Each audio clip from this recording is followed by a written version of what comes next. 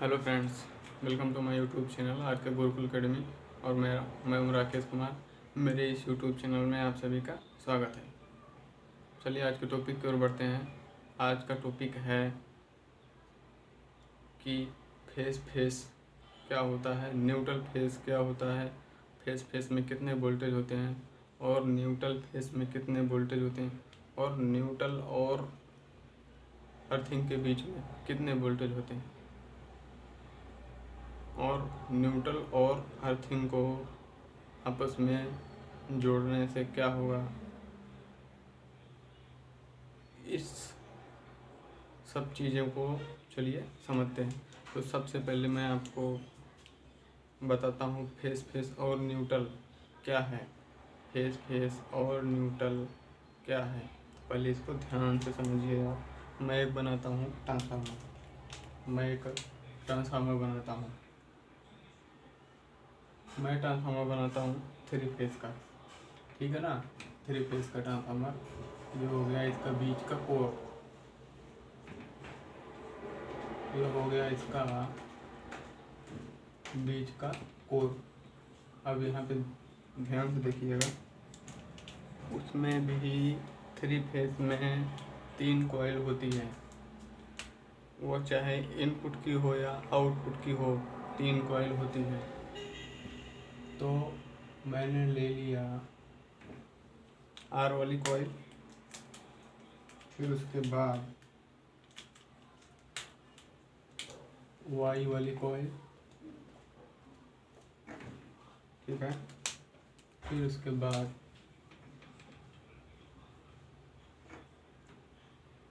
B वाली coil, ठीक है। बी वाली कॉइल हो गई। अब ऐसे इसके ये हो गया अपना प्राइमरी।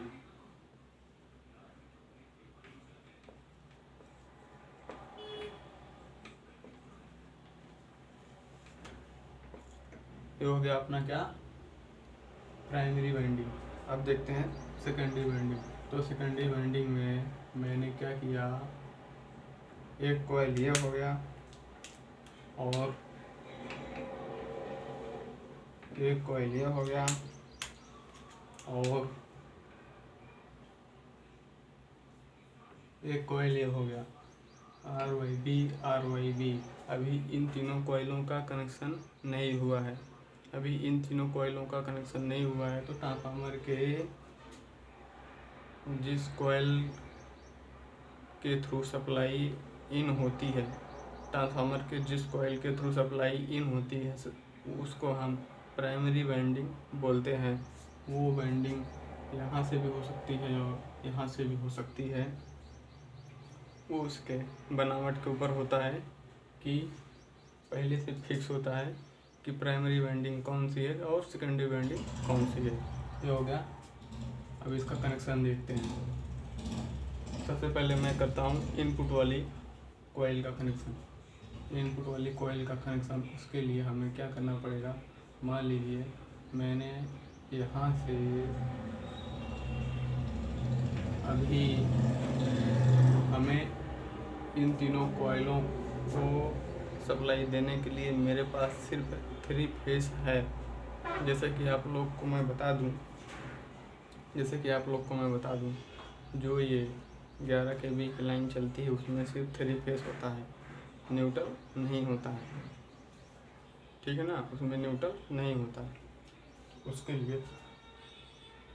उसके लिए हमें जब मेरे पास 3 फेस सप्लाई आएगी तो ट्रांसफार्मर के इनपुट में अगर हम 3 फेस सप्लाई देंगे तो वो 2 चीज़ से होगी।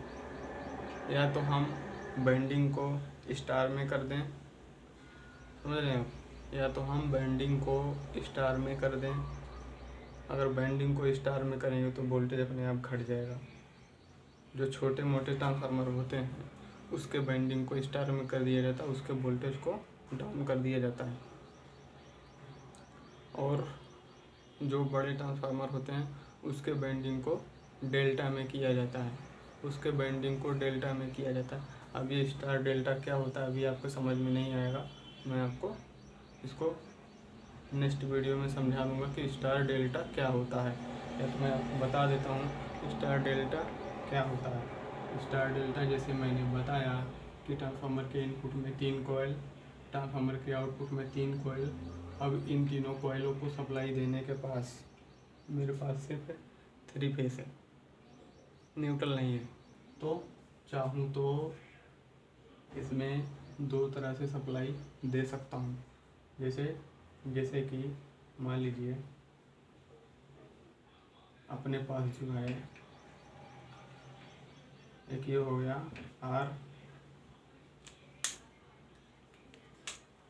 आर फेस, ठीक है, और यहाँ मैं लिख देता हूँ आर हो गया।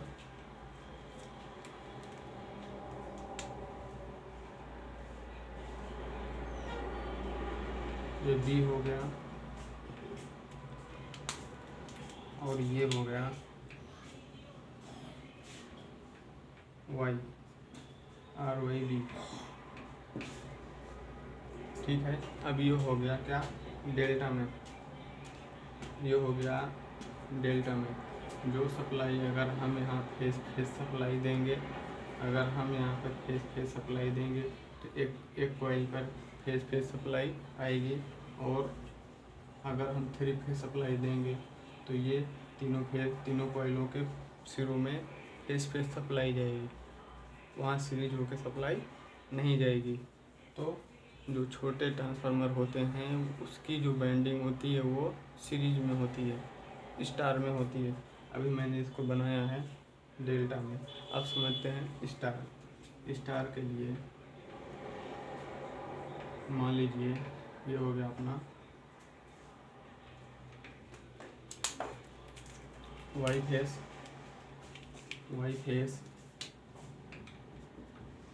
ठीक है, ये हो गया अपना वाई फेस, और ये हो गया अपना क्या, आर फेस, और ये हो गया अपना B phase, R Y B phase. अब इसको स्टार में बनाने के लिए हमें क्या करना पड़ता है कि यहाँ से एक लूप दे देते हैं, यहाँ से एक लूप दे देते हैं। जब हम यहाँ से एक लूप देंगे तो हम यहाँ पे अगर 3 फेज सप्लाई देंगे, यहाँ पर अगर हम 3 फेज सप्लाई देंगे तो यहाँ पर वोल्टेज क्या होगा, डाउन हो जाएगा। मान लीजिए मैंने सप्लाई दिया 440, तो क्या होगा, डिवाइड हो जाएगा, डिवाइड बाई 2 नहीं, डिवाइड बाई 2 नहीं, यहाँ पे हो जाएगा आपका डिवाइड बाई 3, यहाँ हो जाएगा आपका डिवाइड बाई 3। तो ये वोल्टेज बिल्कुल डाउन हो जाएगा। लेकिन डेल्टा में वोल्टेज डाउन नहीं होता। अगर हम डबल फेज देंगे तो कॉइल के दोनों सिरों पर डबल फेज ही जाएगा। तो ये हो गया, ये समझ में आ गया, ये आपको समझ में आ गया ना कि उसके बैंडिंग पर सप्लाई कैसे देते हैं और स्टार डेल्टा क्या होता है। तो मैंने ऐसे इसको आपको बना के फटाफट दिखाता हूँ।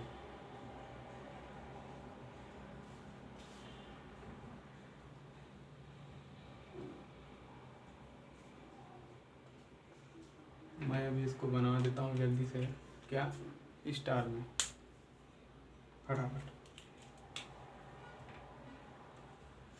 एक फेज, 2 फेज,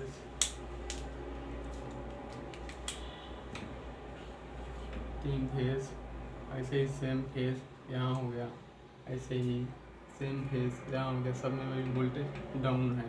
अब जो यहाँ से फेज निकलेगा, अब इसको हम क्या बोल सकते हैं, इसको हम न्यूट्रल भी बोल सकते हैं, इसको हम न्यूट्रल भी बोल सकते हैं,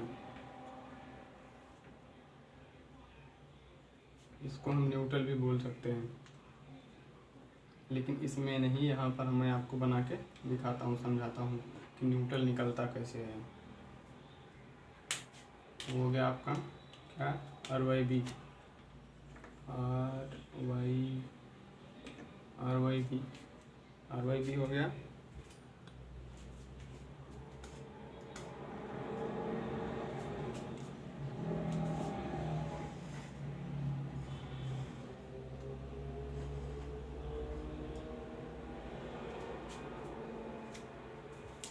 RY भी हो गया फटाफट। अब इसमें मैं आपको बना के दिखाता हूँ। इसमें देखिए, इसमें मान लीजिए मैंने इसमें दे दिया, इसमें दे दिया, तो यहाँ पर क्या बना, यहाँ पर जो सप्लाई हमें मिलेगी वो मिलेगी क्या,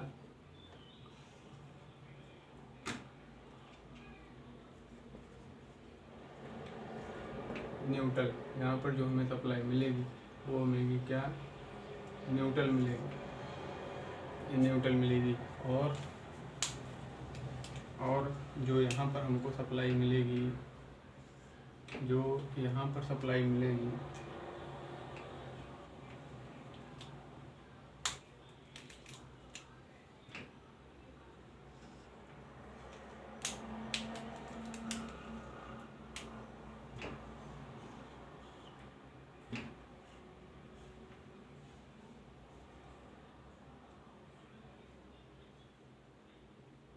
फेस, ठीक है, फेस मिली, हाँ, लेकिन फेस मिली, लेकिन मैंने आपको समझाने के लिए ऐसे बता दिया, ठीक है, ऐसे बता दिया कि न्यूट्रल कैसे बनेगा और फेस कैसे बनेगा, लेकिन इसकी बनावट कैसे होती है, 3 फेस ट्रांसफार्मर के कनेक्शन कैसे होते हैं, इसको मैं आपको प्रैक्टिकली एक वीडियो में बता दूंगा, सिखा दूंगा, ठीक है। अभी बस ये देखिए कि न्यूट्रल फेस बनता कैसा है। तो यहाँ से न्यूट्रल बन गया, यहाँ से न्यूट्रल बन गया और फेस भी बन गया। अभी ये जो इसके आउटपुट से जो कॉइल भी कनेक्शन हुआ है, वो कॉइल का कनेक्शन हुआ है क्या, स्टार में कनेक्शन हुआ है, तब जाके निकला है ये आपका न्यूट्रल वायर, तब जाके ये निकला न्यूट्रल वायर। ये हो गया। तो फेस का वोल्टेज कितना हो जाएगा, फेस का जो वोल्टेज है वो न्यूट्रल से ज़्यादा रहेगा। मान लीजिए जैसे कि आर वाई में कितना हो गया, 440 volt, R B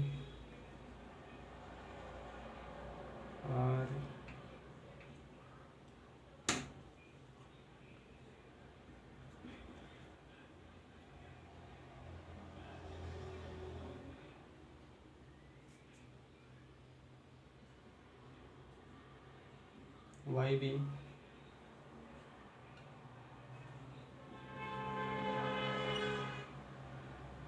R Y, पहले आर वाई में से निकाला, फिर उसके बाद वाई बी से निकाला, ठीक है। उसके बाद ऐसे ही सबके वोल्टेज निकल जाएंगे।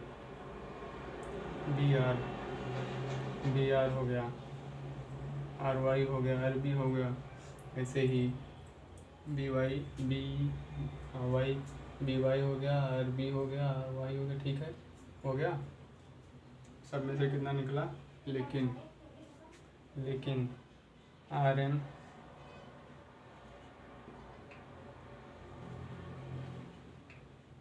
240 वोल्ट,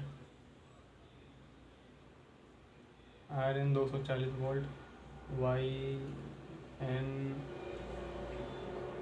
240 वोल्ट, बी एन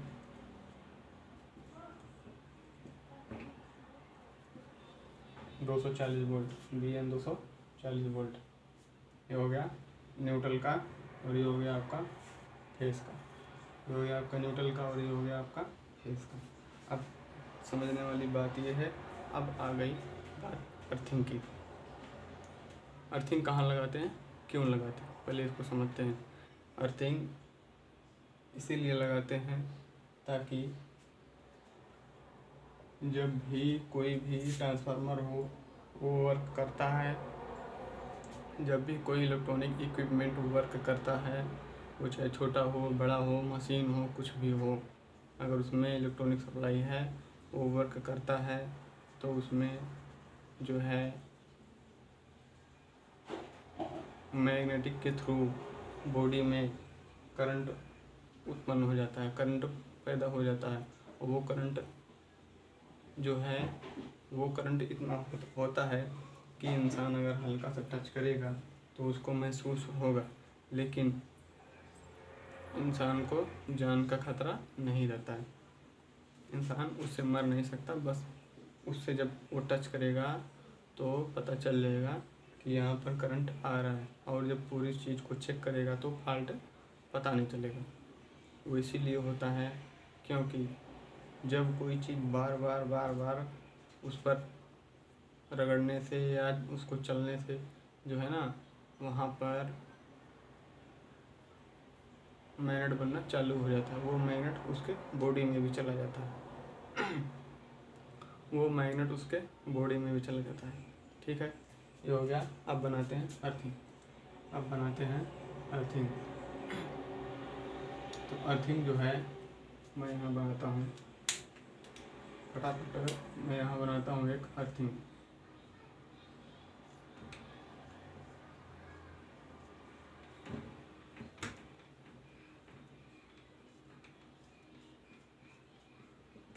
मैंने यहाँ बना दिया क्या, अर्थिंग। इस अर्थिंग को जैसे मैंने बताया, कोई भी चीज़ हो जब वो काम करता है, इलेक्ट्रॉनिक इक्विपमेंट कोई भी हो जब काम करता है तो उसके बॉडी में करंट आ जाता है। उसकी बॉडी को यहाँ से अर्थिंग लीड लगा दिया जाता है ताकि करंट की बॉडी में करंट चार्ज ना हो, वो बॉडी हमेशा डिस्चार्ज रहे, करंट ना लगे। नंबर 1। नंबर 2, जब हम 3 फेज पर और एक न्यूट्रल पर जब हम पूरा फुल लोड देते हैं, ध्यान से समझिएगा, जब हम 3 फेज और एक न्यूट्रल पर पूरा चारों वायर पर फुल लोड देते हैं, तब जो है न्यूट्रल वायर कमज़ोर पड़ जाता है। और न्यूट्रल वायर कमज़ोर पड़ने की वजह से न्यूट्रल में भी सप्लाई आना चालू हो जाती है। समझ रहे हैं?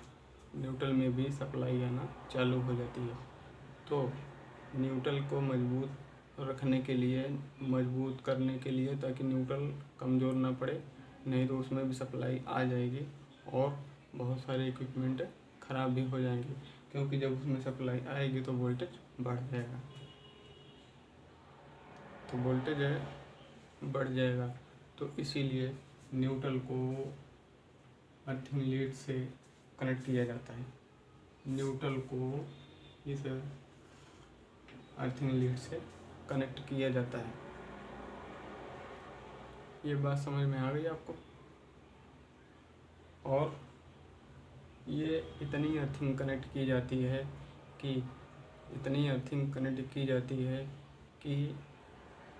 जो न्यूट्रल का वोल्टेज है वो न्यूट्रल का वोल्टेज ड्रॉप ना हो। और दूसरा चीज़, इसको चेक करने का मेथड क्या है, अर्थिंग और न्यूट्रल के बीच का वोल्टेज, उसको चेक करने का मेथड क्या है? तो सबसे पहले उसको चेक करने का मेथड ये है कि जो भी बॉडी है, वो चाहे ट्रांसफार्मर की बॉडी हो, पैनल की कोई भी चीज़ की बॉडी है, तो हमें मीटर को, अगर हमें चेक करना है कि ये जो अर्थिंग है वो अर्थिंग मजबूत है या नहीं, तो उसके लिए हमें मल्टीमीटर को, उस किसी भी चीज़ हो, पैनल हो, कुछ भी हो, उसके बॉडी पर मल्टीमीटर का एक प्रोब रखना है और दूसरा प्रोब जो जहाँ पर अर्थिंग लीड लगी हुई है वहाँ पर लगाना है। दूसरा प्रोब जहाँ पर अर्थिंग लीड लगी हुई है वहाँ पर लगाना है।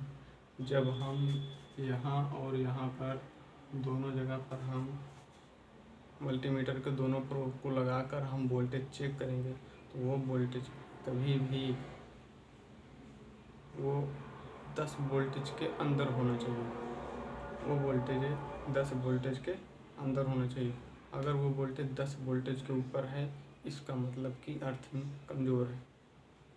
समझ रहे हैं? इसका मतलब कि अर्थिंग कमज़ोर है, अर्थिंग सही नहीं है, या अर्थिंग की संख्या कम है, या अर्थिंग की संख्या कम है, या तो फिर अर्थिंग कमज़ोर है। अगर अर्थिंग बराबर है, अर्थिंग की संख्या सही है, तो हमें उसमें अर्थिंग में पानी डालना पड़ेगा, चारकोल डालना पड़ेगा, नमक डालना पड़ेगा। ये सारे चीज़ डाल के फिर जो है वोल्टेज को हमें, अर्थिंग की वोल्टेज को हमें और डाउन करना पड़ेगा, अर्थिंग और मजबूत करना पड़ेगा। ये चीज़ें आपको ध्यान में रखना है, ये चीज़ें आपको ध्यान में रखना है, इसीलिए अर्थिंग लगाते हैं। अगर अर्थिंग नहीं लगाएंगे तो मैंने आपको बताया कि जब तीनों वायर पर फुल लोड पड़ता है और न्यूट्रल पर भी फुल लोड पड़ता है तो जो यहाँ से फेस होता है वो लोड के थ्रू जो है फेस अर्थिंग, जब न्यूट्रल कमज़ोर पड़ता है तो वो न्यूट्रल में भी पहुँच जाता है। न्यूट्रल में पहुँचेगा तो यहाँ का जो न्यूट्रल और फेस के बीच का जो वोल्टेज है वो धीरे धीरे बढ़ना चालू हो जाएगा, और जब धीरे धीरे वो वोल्टेज बढ़ेगा तो ज़्यादा खतरा हो जाएगा, इक्विपमेंट बहुत ज़्यादा ख़राब हो सकते हैं। आई होप कि आज का वीडियो आपके समझ में आया है। अगर आपको ये वीडियो समझ में आया है तो लाइक शेयर और सब्सक्राइब करें। मिलते हैं नेक्स्ट वीडियो में। जय हिंद, जय भारत।